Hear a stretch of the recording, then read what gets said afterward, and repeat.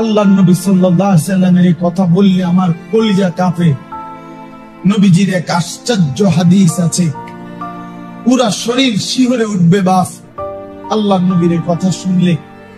নবীজি বলেন, যারা নেশা করে, মদ খায়, আল্লাহ রাসূল বলে অচিরেই সে তার আপন আপন মামি, ফুফি, খালা, চাচি, এমন আপন জন, তারা কিংবা তাদের কন্যা এমন কারো সাথে জিনা কিংবা ব্যভিচার করতে আগ্রহী হয়।